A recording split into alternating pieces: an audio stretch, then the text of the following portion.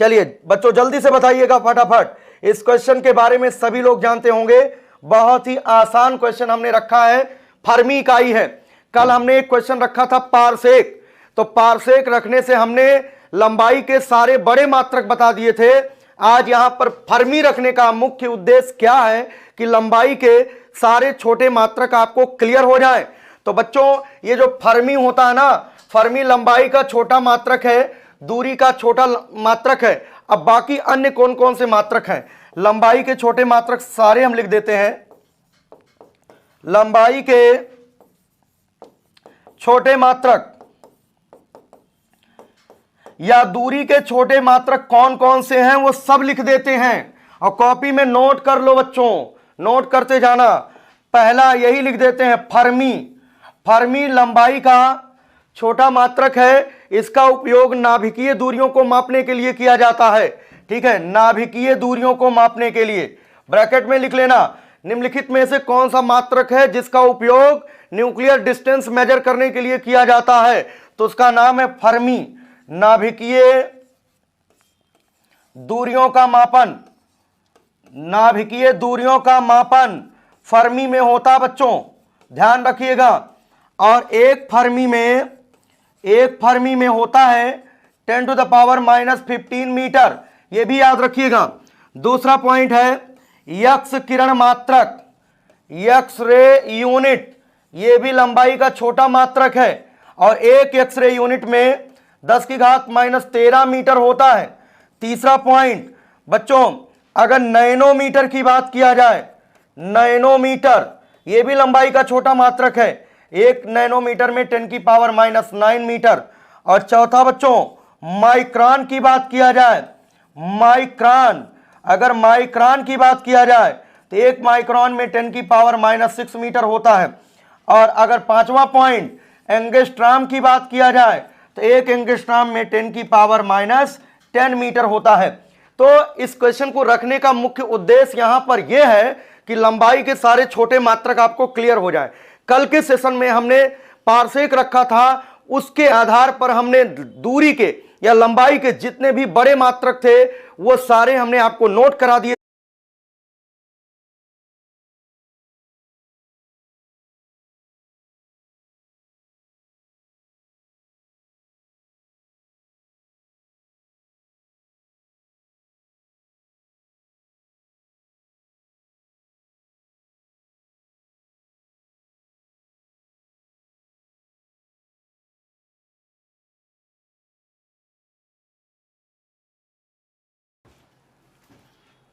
सभी विद्यार्थियों का एक बार फिर से स्वागत है। लाइट जाने की वजह से जो है आपकी क्लास बाधित हुई। चलिए शुरू करते हैं। क्वेश्चन नंबर 1 तो हो गया था, क्वेश्चन नंबर 1 आप लोग समझ गए होंगे। अब क्वेश्चन नंबर 2 की ओर चलते हैं, ठीक है। जल्दी से सभी लोग जुड़ जाओ, फिर से शेयर कर दीजिए सभी लोग, एक बार सबको मालूम चल जाए कि लाइट आ गई है, क्लासेस स्टार्ट हो चुकी हैं, है ना। क्वेश्चन नंबर 1 आप सभी लोग समझ चुके हैं। क्वेश्चन नंबर 2 देखिएगा, बहुत ही आसान क्वेश्चन है, ये भी आप बता सकते हो कि क्या आंसर होगा। पूछा गया है निम्न में से सदिश राशि कौन सी है? Which of the following is a vector quantity, कौन सी वेक्टर क्वांटिटी है? पहला ऑप्शन है एनर्जी, दूसरा है एंगल, तीसरा एंगुलर वेलोसिटी, चौथा स्पीड। जल्दी बताएं आप सभी लोग क्या आंसर होगा।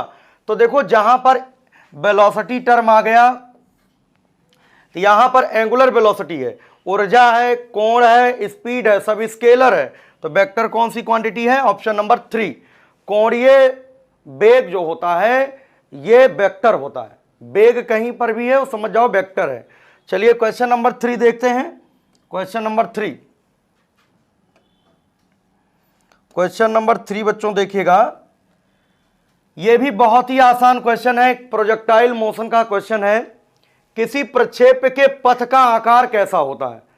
ठीक है, पाथ ऑफ प्रोजेक्टाइल कैसा होता है? पहला ऑप्शन है पैराबोलिक, दूसरा ऑप्शन है अतिपरवलयाकार हाइपरबोला, तीसरा ऑप्शन है सर्किल, चौथा ऑप्शन है एलिप्स दीर्घवृत्ताकार। तो बच्चों प्रोजेक्टाइल मोशन जो होता है वो 2D मोशन होता है। 2D मोशन का मतलब द्विविमीय गति होता है। इसे मोशन इन अ प्लेन भी कहते हैं, एक समतल में गति, ये भी पॉइंट नोट कर लेना। एक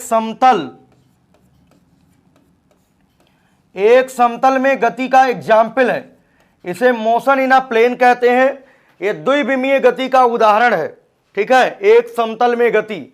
और प्रक्षेप का जो पथ होता है वो पैराबोलिक होता है। शेप कैसा होता है?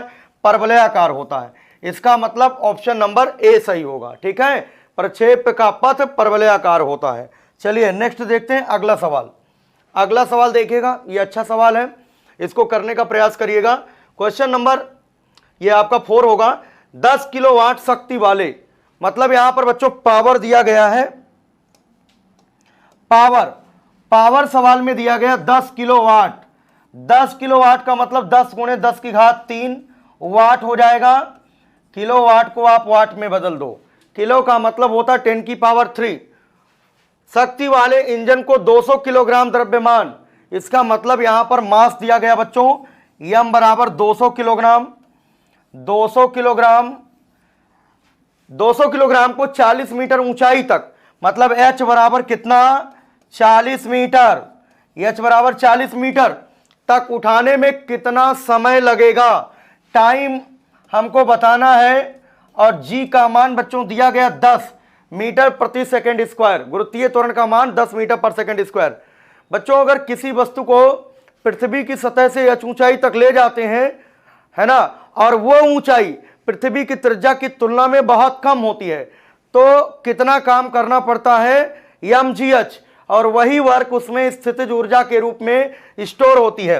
अगर किसी भी वस्तु को पृथ्वी की सतह से या ऊंचाई तक ले जाएंगे तो क्या वर्क करना पड़ेगा? W बराबर क्या होगा? mgh, है ना।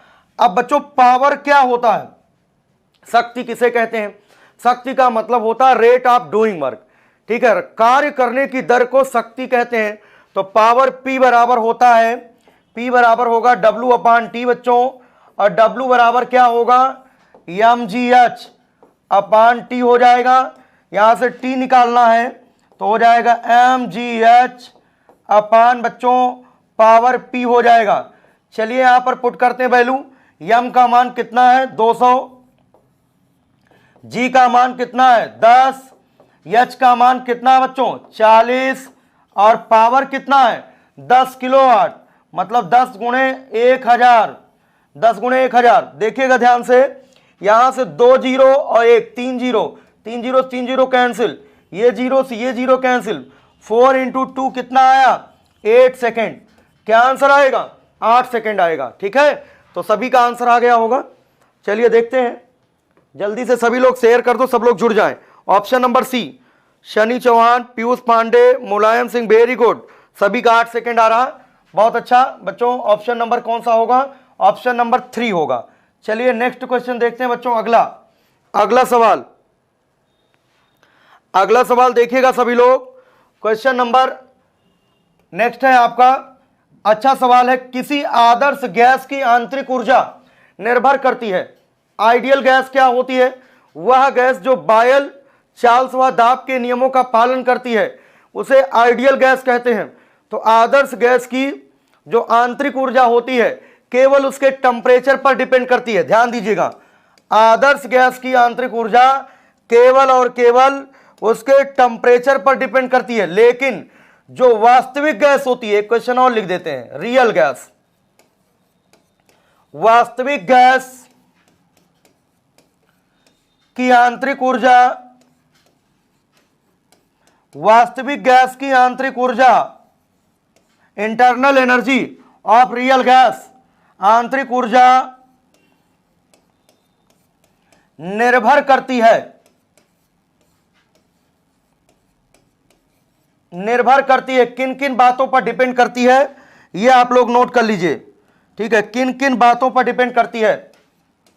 ताप पर भी डिपेंड करती है, दाब पर भी डिपेंड करती है, आयतन पर भी डिपेंड करती है, टेम्परेचर, प्रेशर एंड वॉल्यूम, सभी चीजों पर डिपेंड करती है।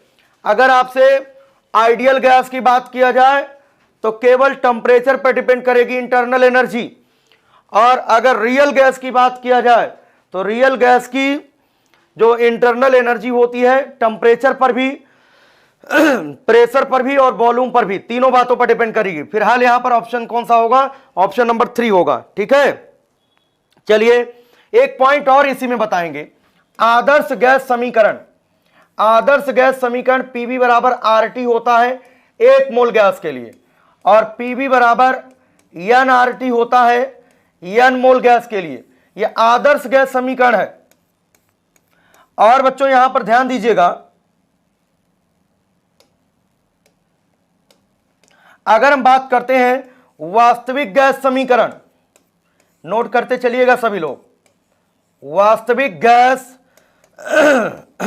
समीकरण, वास्तविक गैस समीकरण, इसे वान डर वाल्स का समीकरण कहते हैं, वान डर वाल्स इक्वेशन बोलेंगे। ठीक है, तो ये क्या होता है? 1 मोल गैस के लिए हम लिख देते हैं, 1 मोल गैस के लिए होता P प्लस A/V², दूसरे ब्रैकेट में V माइनस V बराबर बच्चों RT होता है। ये 1 मोल गैस के लिए वान डर वाल्स इक्वेशन होता है। N मोल गैस के लिए P plus N² A/V² V minus NB बराबर बच्चों NRT। ठीक है, यह van der Waals equation N mole gas के लिए, यह वान डर वाल्स इक्वेशन 1 मोल गैस के लिए। तो जितने पॉइंट आपको बोर्ड पर नोट करा दिए जाएं, एक क्वेश्चन के आधार पर 3-4 क्वेश्चन हम बता रहे हैं, इनको नोट करते चलिएगा। वान डर वाल्स इक्वेशन, ये जो ए और बी देख पा रहे हो, इसमें इस समीकरण में ए और बी को वान डर वाल्स नियतांक कहते हैं। पूछा जाता है, क्या पूछा जाएगा? वान डर वाल्स नियतांक ए और बी की विमा क्या होगी? अगर ये समीकरण ऐसे दे दिया जाए, P प्लस A/V², दूसरे ब्रैकेट में V माइनस V बराबर बच्चों RT में A और B का विमा, तो A की विमा अगर निकालना हो तो देखो A/V² की जो विमा होगी वो प्रेशर की विमा के बराबर होगी। तो A की विमा जो आएगी यहां से P इंटू V² हो जाएगा बच्चों। दाब की विमा क्या होती है? ml-1 T-2, आयतन की L3 होती तो L6 हो जाएगा। तो क्या आंसर आएगा बच्चों? यहां पर नोट कर लो, ml5 T-2 हो जाएगा A की विमा, और दूसरा वान डर वाल्स नियतांक B की विमा, जो आयतन की विमा होगी वही B की विमा होगी, तो L3 हो जाएगा। ये 2 क्वेश्चन पूछ लिया जाता है, ये कॉमन है और बहुत ही इंपॉर्टेंट है। रियल गैस जो है वान डर वाल्स के समीकरण का पालन करती है। वान डर वाल्स के समीकरण हमने आपको बताए 1 मोल गैस के लिए और N मोल गैस के लिए। और जो यहां पर समीकरण आप देख रहे हो, इसमें जो A और B है उसे वान डर वाल्स नियतांक कहते हैं। A का विमीय सूत्र और B का विमीय सूत्र पूछा जा सकता है। A का विमीय सूत्र होगा ml5 T-2, B का विमीय सूत्र होगा L3, याद रखिएगा, है ना। चलिए यहां से 4-5 क्वेश्चन हो गए आप सभी के। अब अगले क्वेश्चन की ओर चलते हैं। अगला क्वेश्चन रिप्लाई करिएगा सभी लोग, जल्दी से शेयर कर दीजिए, सब लोग लाइव आ जाएं, है ना। सभी विद्यार्थियों का बहुत बहुत स्वागत है जो जुड़ चुके हैं। यहां पर बच्चों एक कैपेसिटर का सवाल है, कैपेसिटर का है। यहां पर देखिएगा व्हीटस्टोन ब्रिज, कैपेसिटर में व्हीटस्टोन ब्रिज आप देखिएगा, यहां पर ए और सी के बीच यहां पर एक पॉइंट ए दिया गया है और दूसरा बच्चों सी दिया गया। ए और सी के बीच आपको तुल्य धारिता बतानी है, तो कैसे बताओगे? जल्दी बताइए फटाफट, क्या आंसर आएगा?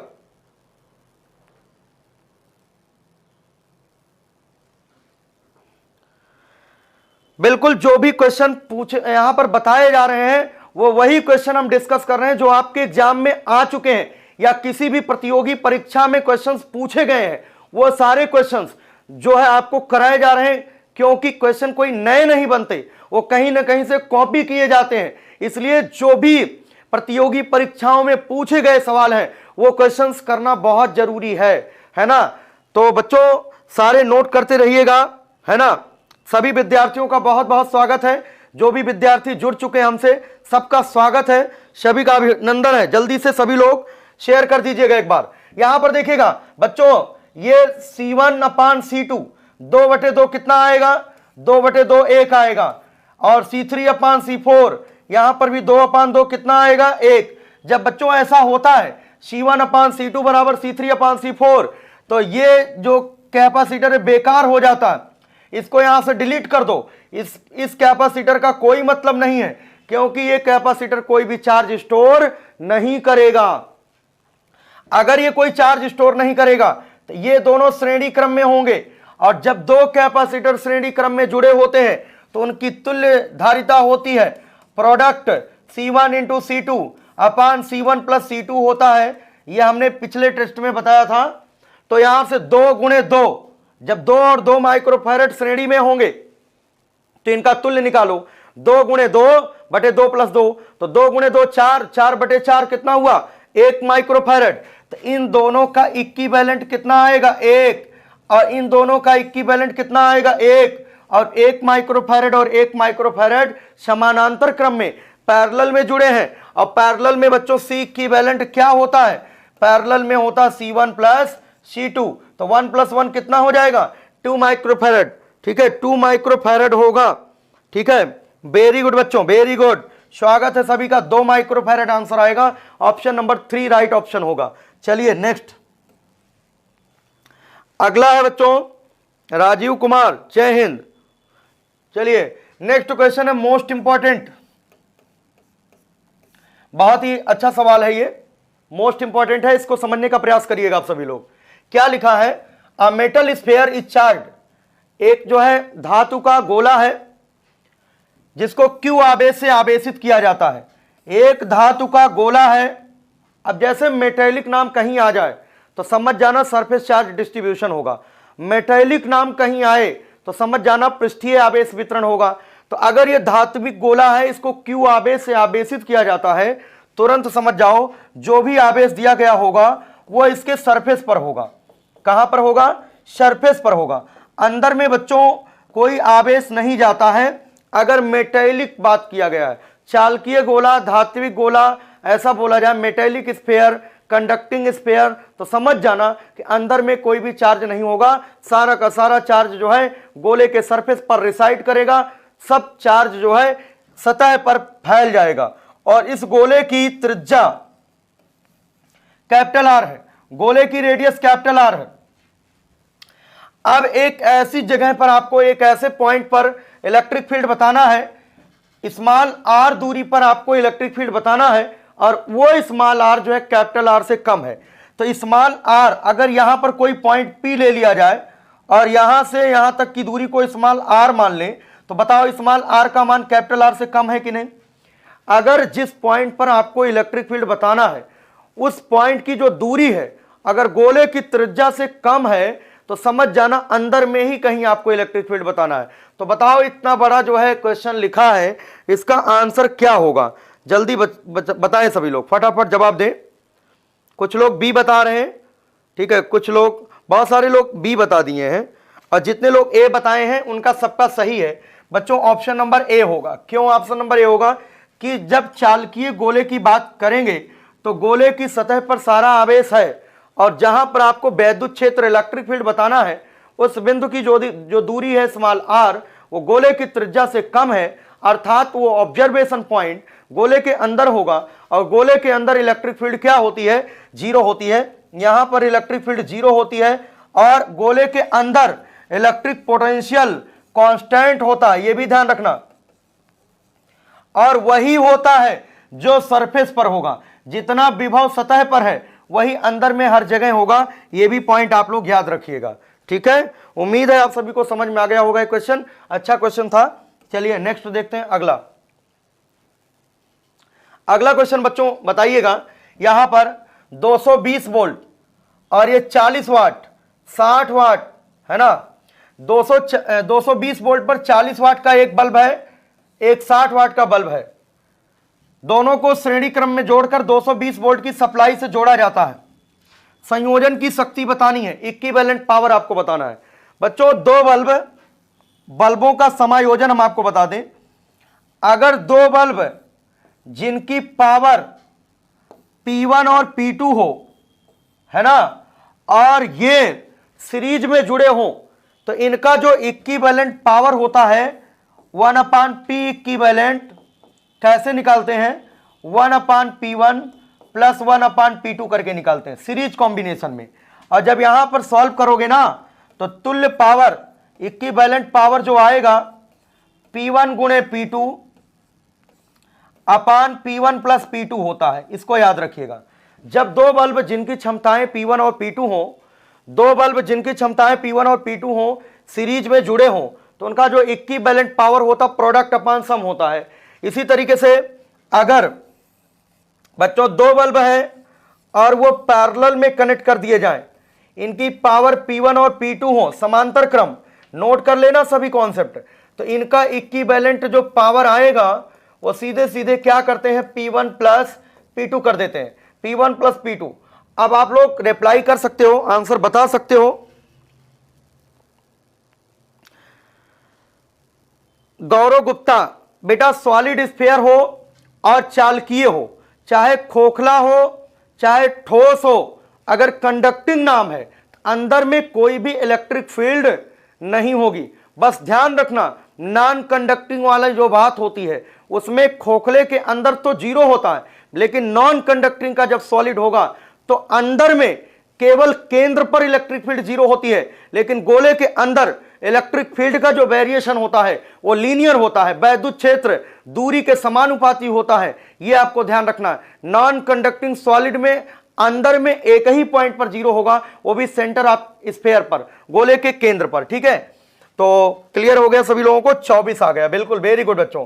तो कैसे किया आप लोगों ने? सीरीज है ना, तो P1 और P2, तो 40 इंटू 60 अपान 40 प्लस 60 100, ये 2 जीरो से 2 जीरो कैंसिल, 4 इंटू 6 24 वाट आ जाएगा।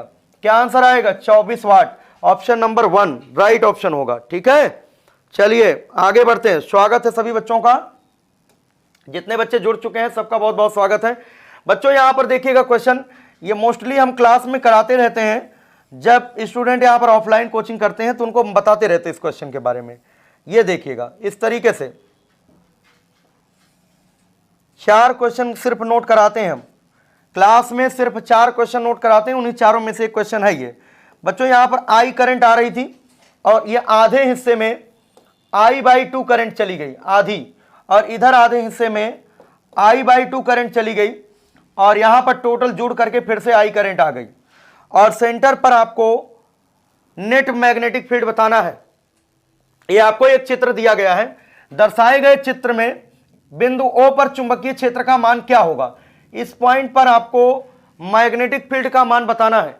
एक चीज समझना, ये जो पॉइंट है इस वाले वायर के बिल्कुल सीध में रखा है, ये पॉइंट इस वायर के बिल्कुल सीध में है, एक्सिस पर है, तो इस वायर की वजह से यहां पर कोई इलेक्ट्रिक फील्ड नहीं होगी, और इस वायर की वजह से भी यहां पर कोई इलेक्ट्रिक फील्ड नहीं होगी, और इसकी वजह से इलेक्ट्रिक फील्ड होगी, और इसकी वजह से भी इलेक्ट्रिक फील्ड होगी। ठीक है, इस आधे की वजह से जो इलेक्ट्रिक फील्ड होगी उसका डायरेक्शन अंदर की ओर होगा।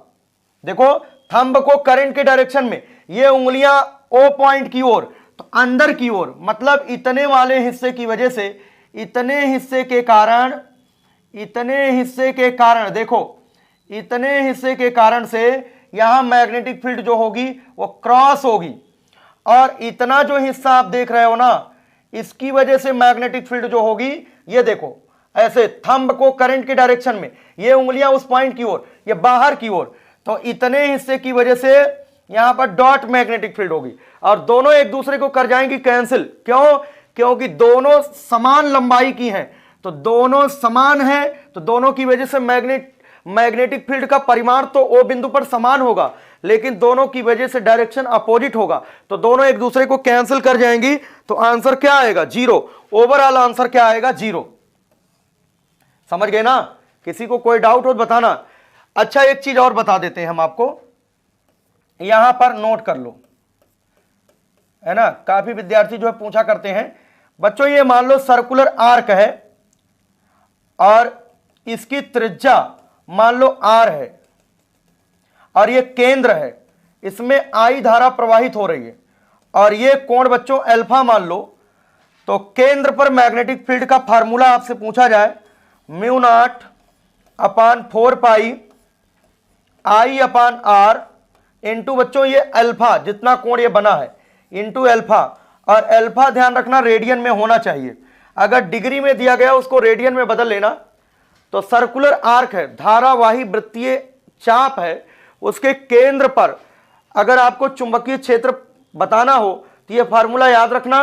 और ये अल्फा क्या है, चाप द्वारा केंद्र पर अंतरित कोण है, जितना एंगल बना है, ये आपको याद रखना है। अब जैसे पूरा आर्क होता कंप्लीट, देखो अगर ये आपका कंप्लीट लूप होता, वृत्ताकार लूप होता, और ये केंद्र पर आपको मैग्नेटिक फील्ड बतानी होती, आर त्रिज्या रहता, तो मैग्नेटिक फील्ड आता mu naught upon 4 pi I upon R, और कंप्लीट लूप है बच्चों, तो केंद्र पर कितना कोण बनाएगा, 2 पाई रेडियन। यहां 2 पाई होगा और पाई से पाई कैंसिल, 2 से 2 कैंसिल, तो यहां पर क्या हो जाएगा, mu naught upon 2 I upon R, है ना। तो वृत्ताकार लूप के केंद्र पर, धारावाही वृत्ताकार लूप के केंद्र पर चुंबकीय क्षेत्र इतना होता है, mu naught upon 2 I upon R होता है। अगर इस लूप में एन फेरे हों, मतलब ये जो कॉइल है ना, इसमें अगर टर्न फेरों की संख्या एन हो, तो मैग्नेटिक फील्ड बच्चों जो आ जाती है बी बराबर होता है mu naught upon 2 N I upon R आता है, इसको याद रखिएगा, है ना। और अगर आधा होता, सेमी सर्कुलर होता, जैसा ये है सेमी सर्कुलर, अगर ये सेमी सर्कुलर होता बच्चों, तो ध्यान दीजिएगा, तब मैग्नेटिक फील्ड केंद्र पर कितना आता, म्यू नॉट अपान 4 पाई, ऐसे लिखा रहने दो, और क्या होगा आई अपान आर, और अल्फा की जगह यहां पाई होगा, तो यहां पाई से मल्टीप्लाई कर दो, और पाई से पाई कैंसिल, कितना आंसर आएगा, mu naught upon 4 I upon R. इसका ये मतलब है इतने हिस्से की वजह से, ये जो हिस्सा आप देख रहे हो, इतने हिस्से की वजह से यहां पर जो मैग्नेटिक फील्ड होगी ना, यहां पर जो मैग्नेटिक फील्ड होगी कितनी, म्यू नॉट अपान 4, आई की जगह यहां पर आई बाई 2 अपान आर, और इतने हिस्से की वजह से बच्चों यही मैग्नेटिक फील्ड, ये वाली जो मैग्नेटिक फील्ड होगी वो क्या होगी, वो क्रॉस होगी, और इतने हिस्से की वजह से जो मैग्नेटिक फील्ड आएगी वो डॉट होगी, दोनों एक दूसरे को कैंसिल कर जाएंगे, तभी नेट मैग्नेटिक फील्ड क्या होगा। ठीक है, समझ में आ गया होगा सभी को। चलिए नेक्स्ट देखते हैं अगला। ये जो अतिरिक्त क्वेश्चन बता रहे हैं इनको नोट कर लिया करिए, ठीक है। At equator the angle of dip is, dip angle पूछा गया, भूमध्य रेखा पर नति कोण, भूमध्य रेखा पर बच्चों ध्यान दीजिएगा, ये आपका भूमध्य रेखा है, ये इक्वेटर है और ये पोल है, और बच्चों ये वाला जो कोण होता है, ये वाला जो कोण होता है इसे कहते हैं एंगल ऑफ डिप, ये नति कोण कहते हैं, ये वाला जो एंगल इसे नति कोण कहते हैं। अगर इस सुई को घुमा करके इक्वेटर पर कर दें, बताओ नति कोण कितना हो जाएगा, जल्दी बताएं फटाफट। स्वागत है सभी बच्चों का, जल्दी से सभी लोग जो है बताइए क्या आंसर होगा, जल्दी बताएं। कुछ लोग जो है 90 अंश बता रहे हैं। ये देखो, ये वाला जो एंगल है, ये वाला एंगल इसे कहते हैं एंगल ऑफ डिप। अब अगर इस सुई को घुमाकर ऐसे रोटेट करके यहां पर पहुंचा दो, तो बताओ ये कोण कितना बनेगा, 0। इक्वेटर पर जब पहुंच जाओगे तो ये वाला एंगल कितना हो जाएगा, 0 हो जाएगा, तो 0 डिग्री हो जाएगा। पोल की बात करेंगे तो 90 डिग्री हो जाएगा, इक्वेटर पर 0 होगा, है ना, 0 डिग्री, ऑप्शन नंबर 2 होगा। चलिए नेक्स्ट देखते हैं अगला। वेरी गुड बच्चों, वेरी गुड। शिव सिंह, वैभव मिश्रा, ठीक है, रितेश दीक्षित, पीयूष पांडे, स्वागत है सभी का, नितिन, सब लोगों ने सही बताया। चलिए ये एसी का अल्टरनेटिंग सर्किट वाला क्वेश्चन है, ठीक है, अल्टरनेटिंग करंट जो चैप्टर है उससे एक क्वेश्चन आपके एग्जाम में आएगा, ध्यान रखना, चाहे रेजोनेंस से आ जाए, रेजोनेंस सीरीज एलसीआर सर्किट का पूछा जाता है, तो आप लोग उसको अच्छे से रिवाइज कर लीजिएगा। और आपको यहां पर जो भी लाइव टेस्ट कराए जा रहे हैं, अगर आपने यहां पर हर क्वेश्चन का पूरा स्टडी कर लिया, एक एक क्वेश्चन और बोर्ड पर लिखे हुए एडिशनल चीजें, तो आपका चैप्टर तैयार हो जाएगा, ठीक है। तो बच्चों यहां पर लिखा एक एसी परिपथ में 4 ओम का प्रतिरोध, बच्चों 4 ओम का रेजिस्टेंस है, R = 4 ओम, 3 ओम प्रतिबाधा वाले संधारित्र, ये बच्चों यहां पर एक संधारित्र है, इसका जो है प्रतिबाधा मतलब रिएक्टेंस दिया गया, XC = 3 ओम, है ना, रिएक्टेंस। अब देखो हिंदी गलत लिखा है, यहां प्रतिघात लिखना चाहिए, यहां पर प्रतिघात लिखना चाहिए, रिएक्टेंस का मतलब होता प्रतिघात, तो इसलिए Xc का मान 3 ओम श्रेणी क्रम में जुड़े हैं, ये श्रेणी क्रम में अल्टरनेटिंग स्रोत से जुड़े हैं। अब आपको बताना है कि भाई इंपीडेंस क्या होगा, परिपथ की प्रतिबाधा क्या होगी, कौन सा सर्किट है ये आरसी सर्किट है। आरसी सर्किट पहले तो हम आपको एलसीआर श्रेणी सर्किट का बताएंगे। एलसीआर नोट करो सभी लोग, श्रेणी परिपथ की प्रतिबाधा, एलसीआर श्रेणी परिपथ की प्रतिबाधा इंपीडेंस जेड का जो फार्मूला होता है under root R square plus XL minus XC का होल स्क्वायर। अब यहां पर देखिएगा आरसी की बात किया गया, तो आरसी सर्किट के लिए एक्सएल 0 कर दो, तो आरसी सर्किट के लिए इंपीडेंस क्या आ जाएगा, यही लिख दे रहे हैं, जेड बराबर हो जाएगा under root R square plus XC square हो जाएगा। इतना ही तो आएगा, under root R square plus XC square. काफी बच्चे आंसर दे दिए हैं, option number D, very good बच्चों। तो जेड बराबर हो जाएगा अंडर रूट आर स्क्वायर मतलब 4 का स्क्वायर 16 और बच्चों 3 का स्क्वायर 9, 16 9 25, वर्गमूल के अंदर 25, स्क्वायर रूट लोगे 5 ओम, कितना आएगा 5 ओम आएगा। तो ऑप्शन कौन सा होगा, option number 4 D option right option होगा। ठीक है, चलिए आगे बढ़ते हैं बच्चों। नेक्स्ट क्वेश्चन देखिएगा, यहां पर अच्छा क्वेश्चन है, अब बताते भी रहते हैं आप लोगों को ये क्वेश्चन। 1/√μ0 इंटू एप्सिलॉन नॉट, ये प्रकाश की चाल सी होता है, इसका मान 3 × 10⁸ यूनिट बच्चों मीटर पर सेकेंड होता है, ये सबको मालूम होगा। तो यहां पर dimension of μ0 into epsilon naught बताना है, तो बच्चों इसकी जो डायमेंशन होती है ये ध्यान दें, LT-1 होता है, इतने की डायमेंशन 1/√μ0 इंटू एप्सिलॉन नॉट। क्यों, क्योंकि बच्चों ये प्रकाश की चाल के बराबर, और चाल की विमा होती है LT-1, इसलिए ये पूरा LT-1 के इक्विवेलेंट होगा। दोनों पक्षों का वर्ग कर दो तो 1 का वर्ग 1 आएगा, यहां पर μ0 इंटू एप्सिलॉन नॉट बराबर हो जाएगा, स्क्वायर करो तो L2 होगा और T-2 होगा बच्चों। यहां से आपको μ0 एप्सिलॉन नॉट बताना है, इसको नीचे ले आओ, तो यहां पर μ0 एप्सिलॉन नॉट बराबर 1/L2 T-2, बच्चों T-2 ऊपर चला जाएगा, T2 होगा अपान L2 होगा, T स्क्वायर और अपान L स्क्वायर। ठीक है, कौन सा ऑप्शन होगा, ऑप्शन नंबर सेकेंड होगा, ऑप्शन नंबर सेकेंड। एक चीज और यहां पर नोट में लिखवा देते हैं, अगर आपसे कभी ये पूछ लिया जाए अंडर√μ0 अपान एप्सिलॉन नॉट की क्या यूनिट होगी, तो ध्यान रखना ओम, ये ओम के इक्विवेलेंट होगा। ये ओम, ओम मतलब प्रतिरोध का मात्रक होता है, रेजिस्टेंस के मात्रक के समरूप है। पूछा जाता है अंडर√μ0 अपान एप्सिलॉन नॉट किस भौतिक राशि के मात्रक के या विमा के समान होता है, तो प्रतिरोध, जो प्रतिरोध का होता ओम, ओम की जो विमा होती वही अंडर√μ0 अपान एप्सिलॉन नॉट की होती है। ये भी क्वेश्चन नोट कर लो आप लोग, है ना, क्वेश्चन को नोट कर लो। चलिए नेक्स्ट, अगला बच्चों, ये बहुत ही अच्छा सवाल है, ये आपके एग्जाम में आ सकता है।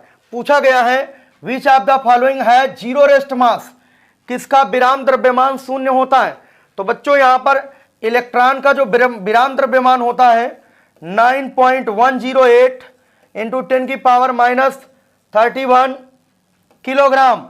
न्यूट्रॉन का जो विराम द्रव्यमान होता है 1.67 इंटू 10⁻27 किलोग्राम। पॉजिट्रॉन का जो विराम द्रव्यमान होता है वही होता जो इलेक्ट्रॉन का होता है, लेकिन जो फोटॉन है, जो ऊर्जा के बंडल या पैकेट के रूप में चलता है, प्लांक ने अपना क्वांटम सिद्धांत में क्या बताया था कि प्रकाश ऊर्जा के बंडल अथवा पैकेट के रूप में चलता है, जिसे क्वांटा अथवा फोटॉन कहते हैं। और एक क्वांटा या फोटॉन की जो ऊर्जा होती है E बराबर बच्चों hν होता है, E बराबर hν। Rest mass of photon 0 होता है। फोटॉन का विराम द्रव्यमान, ऑप्शन नंबर 4 इसका सही होगा। फोटान का विराम द्रव्यमान शून्य होता है। अब एक क्वेश्चन और इसी में हम बताना चाहेंगे, इसका ऑप्शन डी सही होगा। अगर फोटान का गतिज द्रव्यमान पूछा जाए, गतिज द्रव्यमान, फोटान का गतिज द्रव्यमान, अगर आपको काइनेटिक मास ऑफ फोटान पूछा जाए, रेस्ट मास तो 0 हो गया, और अगर गतिज द्रव्यमान तो बच्चों E बराबर क्या होता है, एच न्यू होता है। आइंस्टीन का द्रव्यमान ऊर्जा समीकरण E बराबर mc स्क्वायर, तो एच न्यू होगा। गतिज द्रव्यमान m बराबर क्या होगा, एच न्यू अपान सी स्क्वायर, तब एच न्यू अपान सी स्क्वायर होगा, है ना, एच न्यू अपान सी स्क्वायर। और न्यू बराबर सी बाई लेमडा भी कह सकते हो, न्यू बराबर सी बाई लेमडा। तो बच्चों काइनेटिक मास क्या आएगा, m बराबर H C by lambda into C square. बच्चों एक सी से एक सी कैंसिल, तो गतिज द्रव्यमान क्या आएगा, एच अपान सी लेमडा। ये भी लिखा मिल सकता ऑप्शन में, कभी कभी ये लिखा रहता है और कभी कभी ये गतिज द्रव्यमान लिखा होता है। तो गतिज द्रव्यमान भी समझ में आ गया होगा आप सभी को, है ना। गतिज द्रव्यमान पूछा जाए तो ये आंसर आएगा, रेस्ट मास पूछा जाए फोटान का तो 0 होता है। चलिए नेक्स्ट देखते हैं, अगला क्वेश्चन, ठीक है, जल्दी जल्दी बताएं सभी लोग। 2 वेव्स ऑफ एम्पलीट्यूड्स 5 and 2, इसका मतलब 2 तरंगे, उनके आयाम दिए गए हैं, A1 बराबर 5, A2 बराबर 2, ठीक है। Units interfere to produce maximum and minimum intensities in the ratio of, बच्चों आई मैक्स अपान आई मिन बताना है। तो क्या होता है, ये होता बच्चों A1 प्लस A2 का whole square upon A1 minus A2 का होल स्क्वायर। आई मैक्स बराबर होगा यहां पर KA1 प्लस A2 का होल स्क्वायर, और यहां पर KA1 माइनस A2 का होल स्क्वायर, K से K कैंसिल हो गया, तो ये होता है। यहां रखो 5 2 7, 7 का स्क्वायर 49, 5 में से 2 3, 3 का square 9, 49:9। Option number B, option number B सही होगा, सेकेंड ऑप्शन। चलिए आगे देखते हैं, अगला सवाल आंसर बताइएगा सभी लोग। नेक्स्ट बताइए, penetration of light into geometrical shadow is called, ज्यामितीय छाया में प्रकाश का प्रवेश कहलाता है। पहला है पोलराइजेशन, दूसरा है इंटरफेरेंस, तीसरा है रिफ्रैक्शन, चौथा है डिफ्रैक्शन। बताइए क्या आंसर होगा इसका, जल्दी बताएं सभी लोग, फटाफट जवाब दो जल्दी से। इस क्वेश्चन का आंसर बताएं सभी लोग जल्दी से,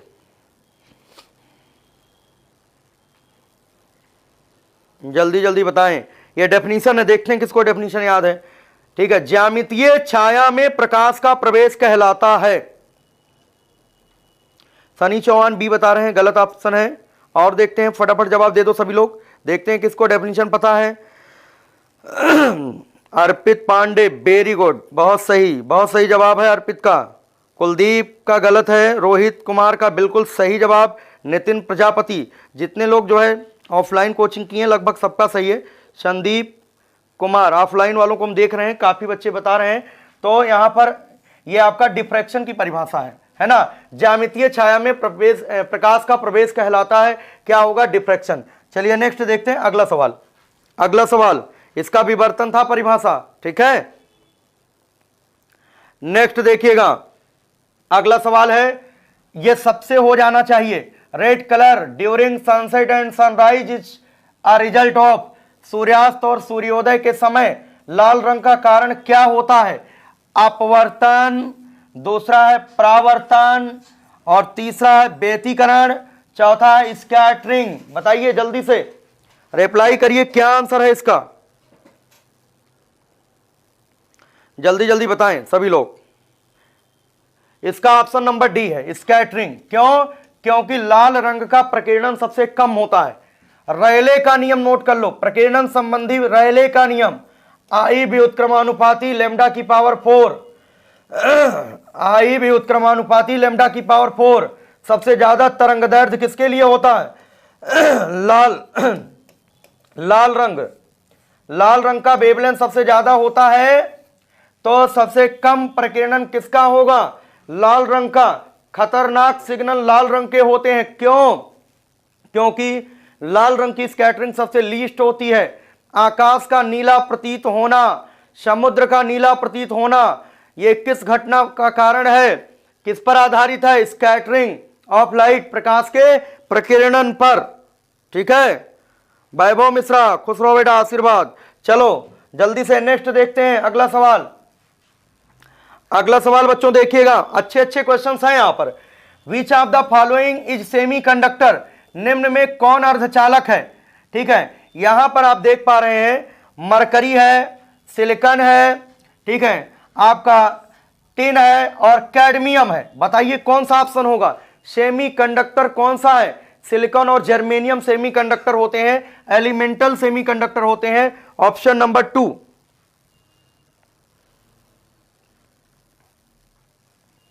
चलिए जल्दी, वेरी गुड बच्चों, वेरी गुड। चलिए नेक्स्ट देखते हैं अगला। सूर्य में ऊर्जा की उत्पत्ति का क्या कारण है? छोटे छोटे क्वेश्चन आपके एग्जाम में आ जाते हैं। सूर्य में एनर्जी का कारण क्या है? न्यूक्लियर फ्यूजन होता है, नाभिकीय संलयन होता है। ध्यान दीजिएगा, नाभिकीय संलयन, इसका ऑप्शन नंबर 2 सही होगा। न्यूक्लियर फ्यूजन राइट ऑप्शन होगा, option number B. Very good बच्चों, वेरी गुड, स्वागत है सभी का। नेक्स्ट देखते हैं बच्चों आगे। अगला सवाल देखिएगा, अगला सवाल अच्छा क्वेश्चन है। ये मोस्टली जो है सभी प्रतियोगी परीक्षाओं में पूछे जाते हैं क्वेश्चन। यहां पर जो क्वेश्चन दिए जा रहे हैं बहुत ही अच्छे क्वेश्चन हैं। देखो बच्चों यहां पर क्या है, यदि पृथ्वी ग्रह सूर्य से अपनी वर्तमान दूरी के एक आधे हिस्से पर हो तो एक वर्ष में कितने दिन होंगे? यदि पृथ्वी और सूर्य के बीच की दूरी वर्तमान दूरी की आधी हो जाए तो एक वर्ष में दिनों की संख्या बतानी है। तो बच्चों दूरी और समय में जो संबंध है केपलर का तीसरा नियम बताता है, T square directly proportional to R cube होता है। तो यहां से बच्चों पहले टाइम पीरियड मान लो T1 था, T1 बाद में T2 हो गया, T1 अपान T2 का होल स्क्वायर बराबर क्या हो जाएगा? R1 अपान R2 का होल क्यूब। पहले दूरी R1 मान लो थी, बाद में R2 का मान पहले की दूरी की आधी हो गई, R2 की जगह R1/2, 2 पर चला जाएगा का होल क्यूब। R1 से R1 कट जाएगा, 2 की घात 3, कितना होगा बच्चों? 8। तो ये T1 अपान T2 का होल स्क्वायर बराबर 8। तो T1 अपान T2 बराबर अंडर रूट में 8 होगा बच्चों। तो T2 बराबर कितना होगा? T1 upon under root 8। और यहां बच्चों पहले आवर्तकाल 365 दिन, 365 को अंडर रूट 8 से डिवाइड कर दो। जब इसको सॉल्व करोगे तो 128 पॉइंट समथिंग आएगा, जिसको 129 दिन मानेंगे। कितने दिन मानेंगे? 129 दिन। ऑप्शन नंबर बी, वैसे सभी लोगों को याद भी होगा ये, ठीक है। Option number B right option होगा। चलिए नेक्स्ट देखते हैं अगला। अगला क्वेश्चन बच्चों देखिएगा, चार कणों के बीच त्वरण और विस्थापन के बीच का संबंध नीचे दिया गया है। कण में से कौन सा एसएचएम निष्पादित कर रहा? मतलब 4 कण है बच्चों, 4 कण की गति के लिए विस्थापन और त्वरण के बीच रिलेशन 4 ऑप्शन में दिए गए, और उन ऑप्शन को देख करके, उन विकल्पों को देख करके आपको बताना है कि कौन सा ऐसा पार्टिकल है जो एसएचएम को शो कर रहा। तो पहला कण बच्चों ए बराबर, यहां लिखा ए बराबर +2x। दूसरा है, यहां प्लस आने का मतलब यह है ही नहीं, प्लस तो होता नहीं, क्योंकि त्वरण और विस्थापन दोनों एक दूसरे के विपरीत होते हैं सिंपल हार्मोनिक मोशन में। ये तो 2 ऑप्शन है नहीं। और यह भी ध्यान रखना, दूरी के वर्ग या विस्थापन के वर्ग के समानुपाती नहीं होता, त्वरण विस्थापन के। ये देखो त्वरण ए समानुपाती x और ये माइनस, ए और x में संबंध समानुपाती का है और यहां पर माइनस साइन लगा हुआ है। तो कौन सा ऑप्शन होगा? ऑप्शन नंबर डी होगा बच्चों। यहां पर डी है, यहां तो x स्क्वायर दिख रहा है आपको, विस्थापन के वर्ग के समानुपाती नहीं होता, त्वरण विस्थापन के समानुपाती होता है। त्वरण विस्थापन के समानुपाती है और त्वरण और विस्थापन की दिशा विपरीत होती है।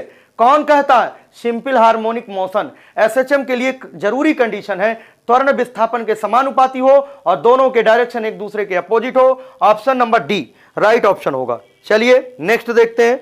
Very good. अगला सवाल बच्चों देखिएगा, निम्नलिखित में से कौन सा रंग एक संक्षेत्र में अधिकतम विचलन से ग्रस्त है? एक संक्षेत्र में अधिकतम विचलन से ग्रस्त है। अब यहां पर देखो हिंदी थोड़ी सी टफ दिख रही है हम लोगों को।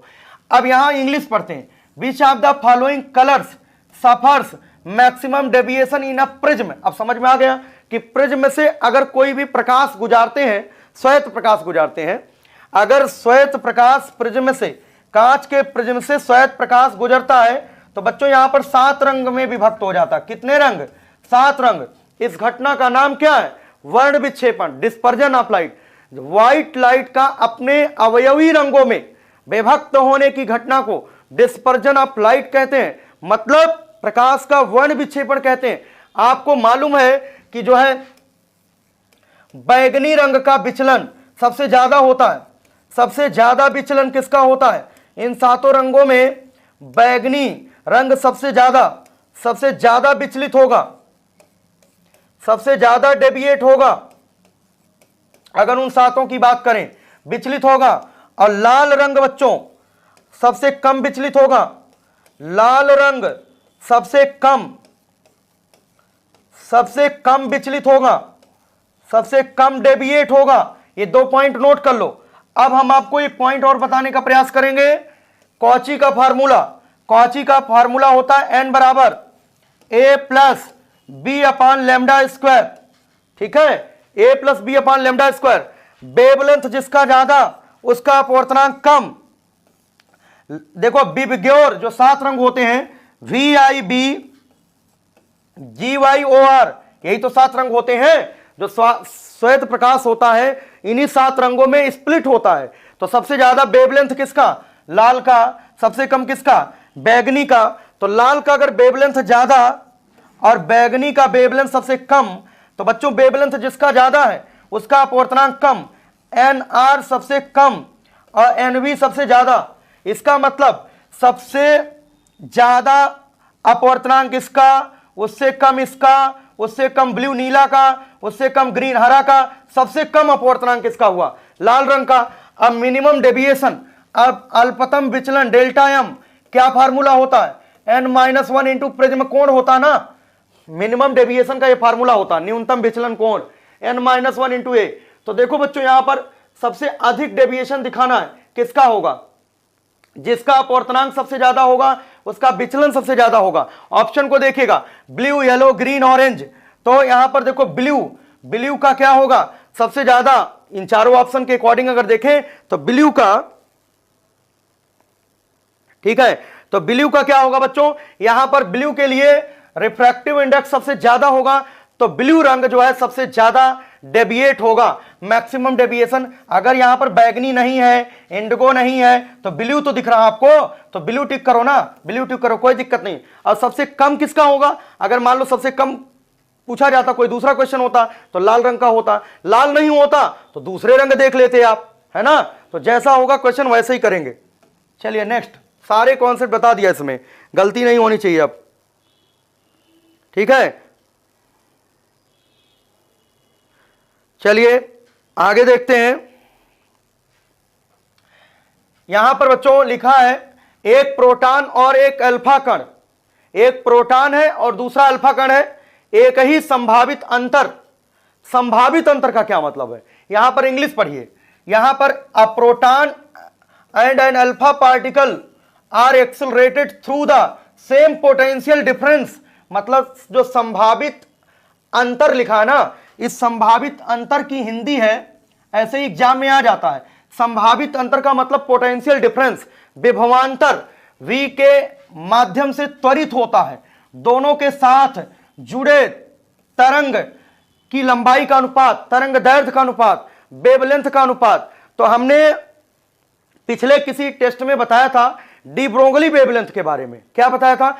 जब कोई पदार्थिक कण गत्यावस्था में होता है तो उसके साथ एक तरंग एसोसिएट होती है, उसको मैटर वेव कहते हैं, उसको द्रव्य तरंग कहते हैं। और द्रव्य तरंग का जो वेवलेंथ होता है लैम्डा बराबर होता बच्चों h/mv होता है, या लैम्डा बराबर हो जाएगा h/p हो जाएगा बच्चों, या लैम्डा बराबर होता है h/p बराबर √2mk होता है। ये सारे फार्मूले याद रखिएगा। और गतिज ऊर्जा बराबर होता है आवेश गुणे विभवांतर। गतिज ऊर्जा बराबर होता है आवेश गुणे विभवांतर। तो डी ब्रोंगली वेवलेंथ लैम्डा बराबर आवेशित कणों के लिए, ये सिर्फ और सिर्फ आवेशित कणों के लिए लिखने जा रहे हैं, तो H/√2m/q_v ऐसा होगा, ये फार्मूला होगा। दोनों कण समान विभवांतर से त्वरित होते हैं, तो विभवांतर दोनों के लिए सेम है, 2 कांस्टेंट है दोनों के लिए, प्लैंक नियतांक दोनों के लिए सेम है। तो प्रोटॉन और अल्फा कण, पहला पार्टिकल है प्रोटॉन, दूसरा पार्टिकल है अल्फा कण। तो मेन ये फार्मूला याद रखो, ये फार्मूला याद रखो। अब देखो लैम्डा बराबर H/√2m/q_v। तो बच्चों v तो कट गया, कोई मतलब नहीं, दोनों के लिए सेम है, 2 कांस्टेंट है, h कांस्टेंट है दोनों के लिए। तो लैम्डा p अपान लैम्डा अल्फा, दोनों के तरंग लंबाइयों का अनुपात, वेवलेंथ का रेशियो। बच्चों यहां पर लैम्डा अगर प्रोटॉन का होगा, नीचे mass of proton, charge of alpha particle. ये देखो नीचे लिखते हैं, यहां पर लैम्डा है, नीचे मास और क्यू है, तो मास प्रोटॉन का और आवेश क्यू प्रोटॉन का। जब नीचे यहां पर वेवलेंथ है तो ऊपर यहां पर मास होगा अल्फा का और बच्चों चार्ज होगा अल्फा का, ऐसे ध्यान दीजिए, ठीक है, इतना लिख दिया। अब जो अल्फा कण का द्रव्यमान होता है प्रोटॉन के द्रव्यमान का 4 गुना होता है, इसको याद रखिएगा। अल्फा कण का द्रव्यमान प्रोटॉन के द्रव्यमान का 4 गुना, तो यहां पर 4mp लिख दो, m अल्फा की जगह 4mp। और चार्ज ऑफ अल्फा पार्टिकल, जो अल्फा कण पर आवेश होता है, अल्फा कण होता क्या है, हीलियम का नाभिक, He++, He के ऊपर प्लस, द्विआयनित हीलियम परमाणु को अल्फा कण कहते हैं, इस पर +2 ही चार्ज होगा, जितना चार्ज प्रोटॉन पर होता है उसका डबल चार्ज होता है। तो यहां पर बच्चों Q अल्फा हो जाएगा 2qp, और नीचे यहां पर mp, और बच्चों यहां पर qp मतलब प्रोटॉन पर आवेश, mp का मतलब mass of proton, mass of proton cancel, qp से qp कैंसिल, 4 दूना 8 है, 4 का वर्गमूल वैसे कितना होगा 2, और बचेगा क्या √2 अनुपात 1। आंसर कितना आएगा 2√2:1। Very good, very good, option number A. बहुत सारे बच्चों ने सॉल्व कर लिया, ऑप्शन नंबर ए होगा 2√2। बहुत ही अच्छा सवाल है ये, है ना, ये सब क्वेश्चन आने वाले हैं आपके एग्जाम में, इनको अच्छे से प्रैक्टिस कर लीजिएगा, सॉल्व कर लीजिएगा कॉन्सेप्ट, है ना। चलिए नेक्स्ट देखते हैं अगला सवाल।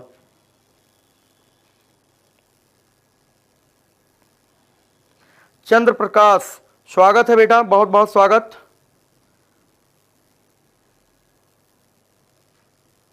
चलिए आगे देखते हैं, यहां पर यह क्वेश्चन है, after 2 hours 1/16 of the starting amount of certain radioactive isotope remained undecayed, the half life of isotope is.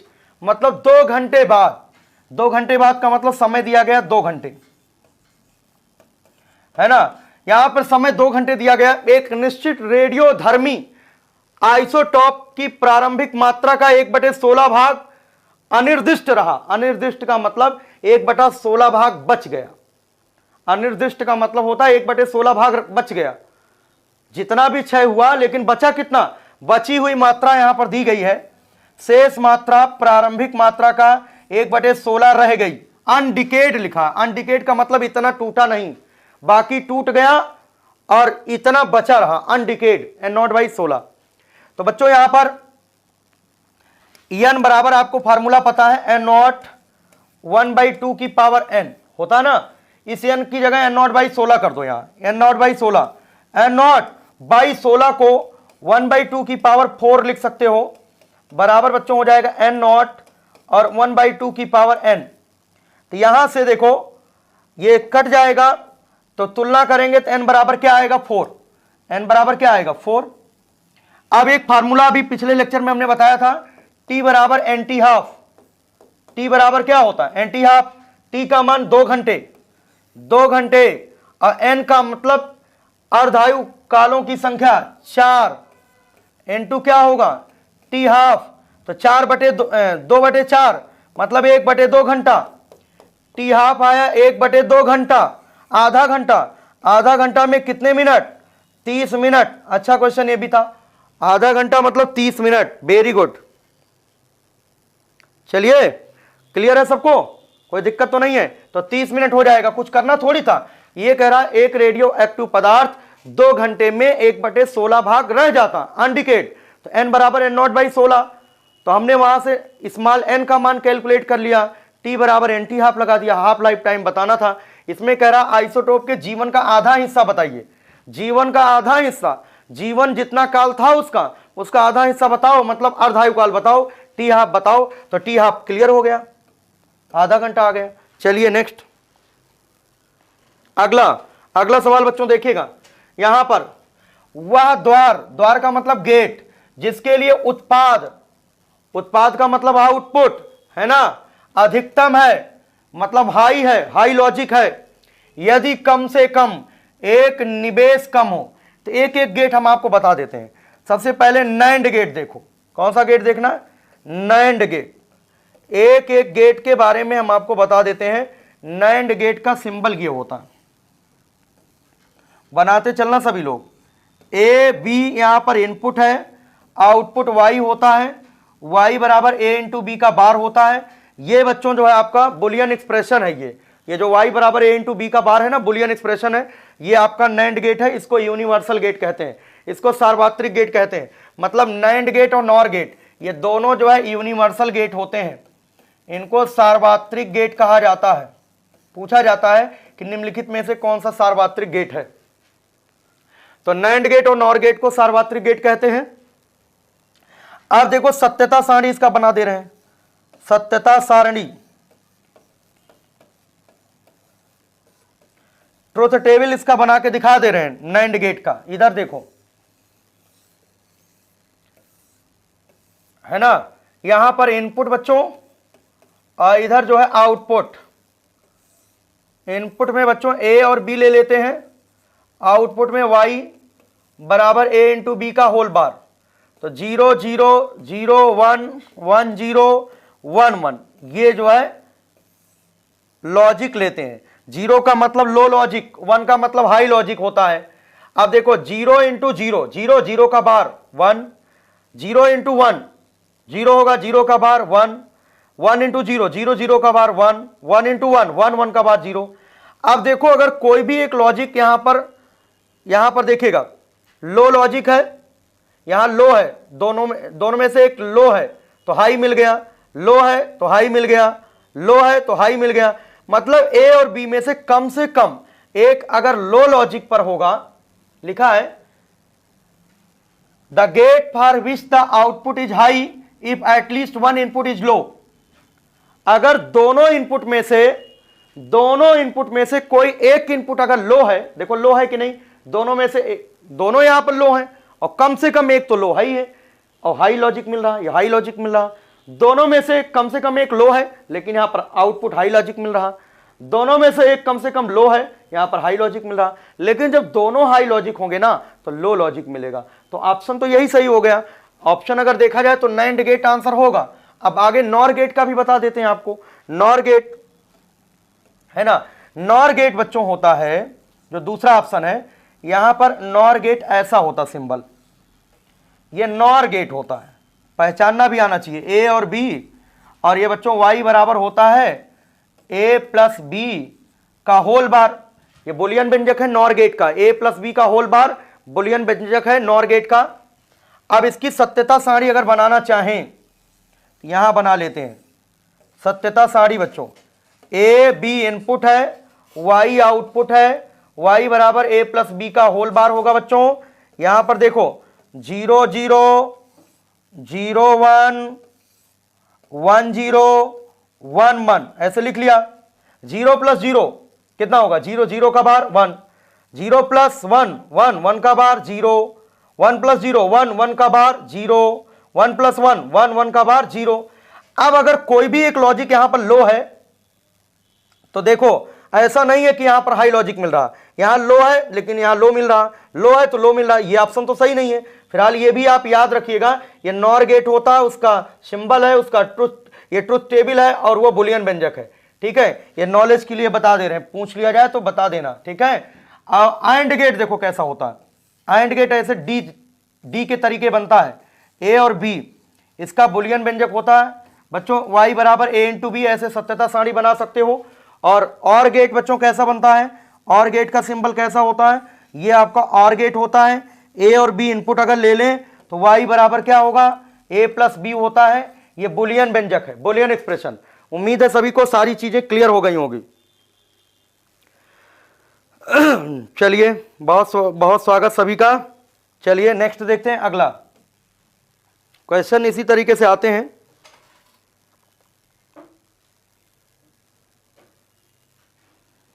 ठीक है, चलिए यहां पर विद्युत क्षेत्र ई और वर्तमान घनत्व, इधर देखो कंपटीशन में धारा घनत्व तो नहीं लिख के आता, कभी कभी वो डिस्टर्ब कर देता है। यहां पर वर्तमान घनत्व लिखा है, वर्तमान घनत्व का मतलब करंट। गूगल की जो है अंग्रेजी जो है ट्रांसलेट करके वो लोग लिखते हैं जो पेपर बनाने वाले हैं, तो करंट डेंसिटी, करंट डेंसिटी, धारा घनत्व यहां पर नहीं लिखा है, यहां पर इंग्लिश में लिखा करंट डेंसिटी, हिंदी में लिखा वर्तमान घनत्व जे। तुरंत आपको समझ में आना चाहिए कि ओम के नियम का जो अन्य रूप है, हम लिखवाते हैं कॉपी में, जब ऑफलाइन पढ़ाते हैं तो लिखवाते हैं, ओम का नियम भी लिखवाते हैं और ओम के नियम का अन्य रूप भी लिखवाते हैं। जे बराबर होता है बच्चों, यहां पर पहले तो धारा घनत्व तो क्या होता है ये बता देते हैं। जे बराबर होता है आई अपान ए, धारा घनत्व वेक्टर होता है, अगर पूछा जाए कभी तो करंट डेंसिटी वेक्टर क्वांटिटी होती है, यूनिट इसकी एम्पियर पर मीटर स्क्वायर होती है। ठीक है, तो एम्पियर पर मीटर स्क्वायर होती है, तो जे बराबर होता है बच्चों सिग्मा इंटू ई, ये याद रखिएगा, जे बराबर होता सिग्मा इंटू ई। सिग्मा का मतलब होता है वैद्युत चालकता और 1/, विशिष्ट प्रतिरोध होता है, 1/, विशिष्ट प्रतिरोध, स्पेसिफिक रेजिस्टेंस होता है, तो जे बराबर सिग्मा इंटू ई होता है, ये आप ध्यान रखेंगे, ये ओम के नियम का अन्य रूप है। और जे बराबर होता आई अपान ए, जे जो है वेक्टर है, unit ampere per metre square हो गया।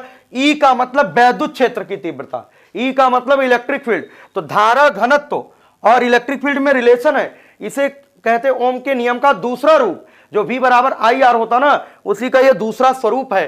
तो जे बराबर सिग्मा ई, तो जे समानुपाती ई, जे समानुपाती ई होगा, तो कौन सा ऑप्शन होगा, ऑप्शन नंबर बी। ठीक है,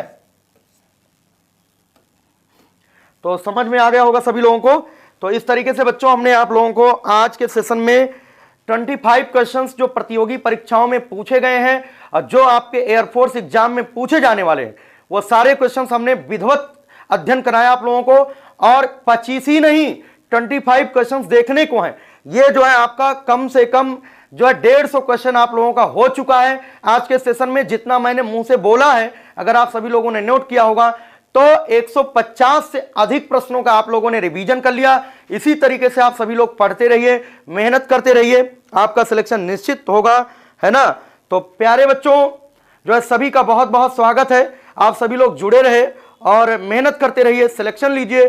सिलेक्शन के बाद आप सभी लोग मिलने जरूर आइएगा। आप सभी लोगों का इंटरव्यू होगा, ठीक है, सभी लोगों का इंटरव्यू होगा और यूट्यूब चैनल पर डाला जाएगा। तो प्यारे बच्चों सभी का बहुत बहुत धन्यवाद, आप सभी लोग जुड़े रहे इतनी देर तक। और ये जरूर कमेंट करके बताइएगा इस वीडियो के लास्ट में, है ना, कमेंट सेक्शन में जाकर के कमेंट करके बताइएगा कि आपको क्वेश्चंस कैसे लग रहे हैं, क्या आपको इस तरीके के क्वेश्चंस आपको देखने को मिले हैं।